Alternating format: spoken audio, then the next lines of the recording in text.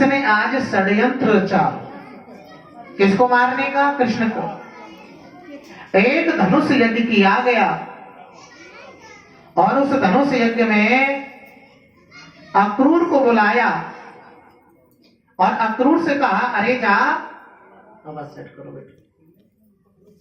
अक्रूर से कहा, कह दिया जाओ और जाकर के कृष्ण बलराम को रथ में बिठा करके लाओ।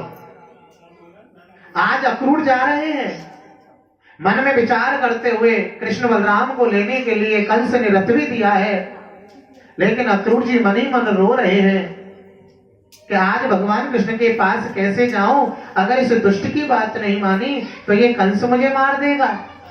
इससे तो अच्छा है कि कम से कम कृष्ण का दर्शन तो हो जाए।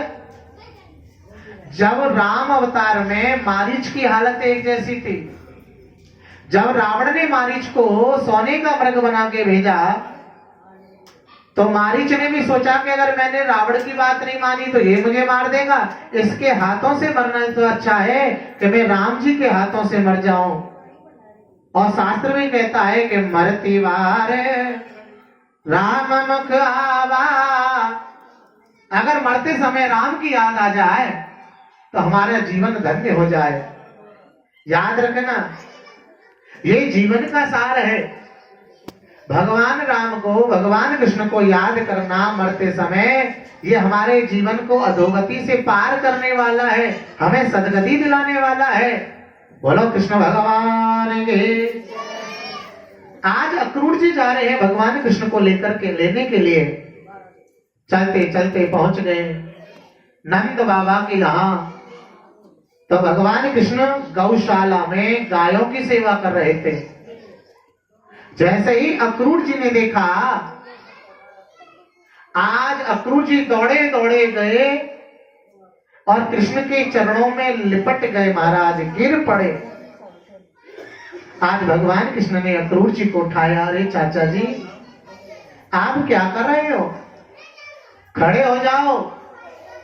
और जैसे ही अक्रूर जी ने कहा तो अक्रूर जी रो पड़े। अक्रूर जी कहते, आज कृष्ण ने मुझे चाचा जी कहा। आज भगवान कृष्ण से कैसे कहे अक्रूर जी के कंस तुम्हें मरवाने बुला रहा है।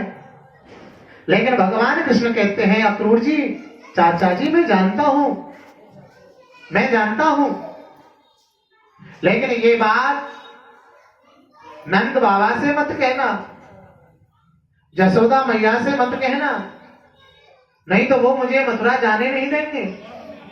मेरे जो माता पिता वसुदेव देव जी कई वर्षों से जेल में बंद हैं, उन्हें भी तो मुझे बाहर निकालना है, उन्हें भी तो मुझे आजाद करना है।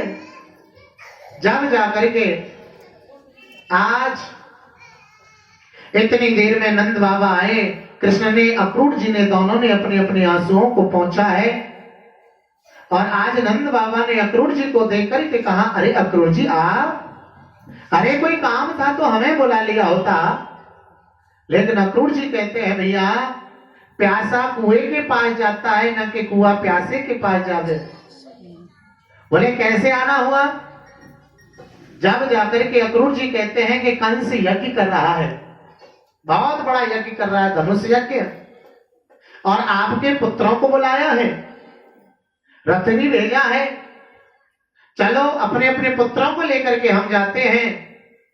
आज नंद बाबा तो बड़े प्रसन्न हो गए, वाह कंस मेरे बच्चों से कितना प्रेम करता है। सभी खुश हो रहे हैं, नंद बाबा भी खुश हो रहे हैं, ग्वाल बाल खुश हो रहे हैं। ग्वाल बाल कह रहे हैं, बाबा हम मथुरा चलेंगे, हम मथुरा चलेंगे। ग्वाल बालन ते बाबा कह रहे, लाला सब तैयारी करो, सवेरे जानो, प्रातःकाल जानो है। तो सभी तैयारी में लग गए, लेकिन सब तो खुशी मना रहे हैं। लेकिन जब ये बात माँ जसोदा तक पहुंची तो माँ जसोदा तो रोने लगी है और नंद बाबा से बोली, तुम चले जाओ, पूरे गांव को ले जाओ, लेकिन मेरे कृष्ण को लेकर के मत जाओ। क्यों? क्योंकि मैंने परसों ही एक सपना देखा है कि कृष्ण हमें छोड़ के तो जाएगा, लेकिन फिर लौट के दोबारा वापस नहीं जाएगा। इसलिए सब चले जाओ, मैं रोकूंगी नहीं, लेकिन मेरे कृष्ण को लेकर के मत जाओ। लेकिन याद रखना भैया, माँ की ममता तो माँ की ममता होती है, माँ की ममता तो बड़ी विलक्षण है। माँ अपने बच्चों से इतना प्रेम करती है कि चाहे खुद दुखी रह सके लेकिन बच्चों को दुख में नहीं रख सकती है। माँ को अपने बच्चों का वियोग सहन नहीं होता। याद रखना, आज मैया जसोदा रो रही है। सब लोग तो रात्रि में खा पी करके मस्त सो रहे हैं खुशी में, लेकिन माँ जसोदा की आंखों में नींद नहीं है। पूरी रात निकल गई रोते रोते रोते रोते। जब माँ जसोदा ने रोना प्रारंभ किया तो भगवान कृष्ण ने देखा। भगवान कृष्ण आए और भगवान कृष्ण अपनी माँ से बोले, माँ तू रो रही है, क्यों रो रही है, क्या बात है। जब जाकर के आज माँ कहती है, बेटा नंद बाबा से कहते सबको ले जाए लेकिन तू मत जा।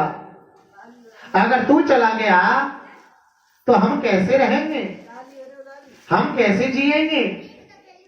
हे कृष्ण तू हमें छोड़ के मत जा। भगवान कृष्ण कहते हैं, भैया तू पागल हो गई है, अरे मैं आऊंगा ना लौट के।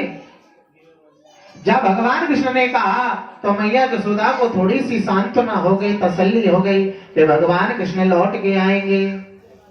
देखते देखते सवेरा निकल आया और जैसे ही सवेरा हुआ, आज मां जसोदा ने अपने कृष्ण के लिए अपने हाथों से माखन मिश्री निकाला। क्या निकाला?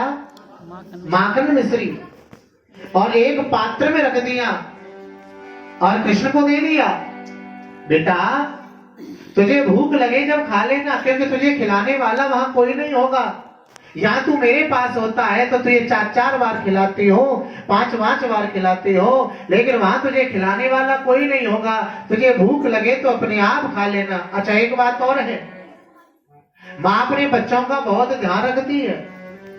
अगर कोई बालक बाहर भी जाता है ना तो पिता से छुप करके माँ चुपचाप बच्चे को पैसे भी देती है। बेटा खाने पीने की कंजूसी मत करना, ये खा लेना पी लेना है। तो माँ की ममता बड़ी विचित्र है साहब। माँ का कर्ज हम कभी चुका नहीं सकते। जिस माँ ने हमें 9 महीने माँ गर्भ में रखा, पाला पोसा, बड़ा किया, और उस माँ के एहसान को पल भर में भुला दें, ये सबसे बड़ी विडंबना की बात है। माँ का कर्जा हम चाहे कितने भी पैसे वाले हो जाएं, लेकिन माँ बाप का कर्जा हम कभी चुका सकते नहीं है। यही शास्त्र का सिद्धांत होता है भैया के सर्वतीर्थमयी माता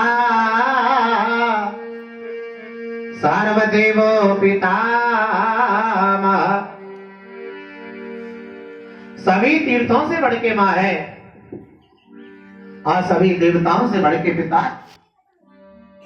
जिसने माँ बाप की सेवा कर ली उसने संसार में सब कुछ प्राप्त कर लिया। श्री सुखदेव जी कहते हैं, आज भगवान कृष्ण को विदा कर रही है माँ। अक्रूर जी आए रथ लेकर के आंगन में, रथ में बिठाया अक्रूर जी ने।